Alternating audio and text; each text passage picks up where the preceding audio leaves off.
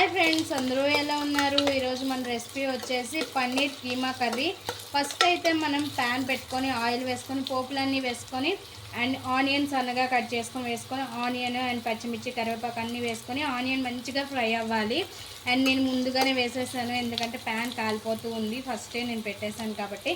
And ఇంకా పన్నీర్ని మనం ఇలా కీమాలా కట్ చేసుకోవాలి లేదంటే తురుముకున్నా పర్వాలేదు. నేనైతే తురిమేసుకున్నాను చూడండి ఇలాగా. అండ్ టమోటా కూడా చిన్నగా కట్ చేసి ఉంచుకోండి.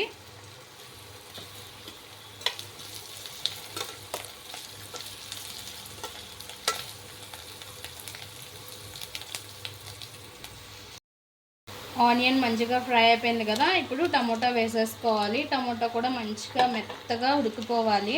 అండ్ ఇప్పుడే మనం ఉప్పు కారాలన్నీ వేసేయాలి. అండ్ అల్లం వెల్లుల్లి పేస్ట్ కూడా నేను వేసాను, స్కిప్ అయిపోయింది, వేసేసుకోండి. అండ్ ఉప్పు కారాలన్నీ కూడా ఇప్పుడే వేసుకుందాం. ఇంకా నేను పసుపు కారం ఉప్పు అన్నీ కూడా వేసేసాను. అండ్ ఇందులోనే మీరు మసాలా వేసుకోవాలన్నా వేసుకోవచ్చు. నేను ఎటువంటి మసాలాలు అయితే వేయలేదు. అండ్ టమాటా అయితే మెత్తగా గుజ్జుగా అవ్వాలి.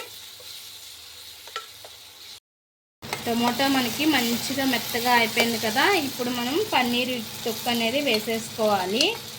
తురుము వేసేసుకొని ఒక్కసారి మిక్స్ చేసుకోవాలి.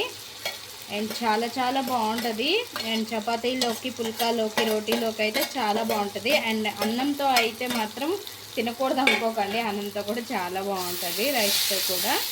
ఇప్పుడు ఇలా కలిపేసుకొని ఒక్క క్షణం దీన్ని కూడా ఫ్రై అవ్వనిచ్చి కొద్దిగా మనం వాటర్ వేసేసుకోవడమే. ఒక క్షణం మనం దీన్ని ఫ్రై చేసుకున్నాక వాటర్ వేసేసుకోవాలి. వాటర్ వేసుకొని ఇంకా కొద్దిసేపు ఉడకనివ్వాలి. ఉప్పు కారాలన్నీ సరిపోయేలేవో ఒకసారి చూసుకోండి. చూసారుగా మనకి వాటర్ ఇంకి కొద్దిగా ఉంది. ఇంకా ఇది కూడా బాగా దగ్గరగా వచ్చేసేయాలి. దగ్గరగా వచ్చేస్తే మన పన్నీర్ కీమా కర్రీ అనేది రెడీ అయిపోద్ది. ఇంకా కొంచెం వాటర్ అనేది ఉంది.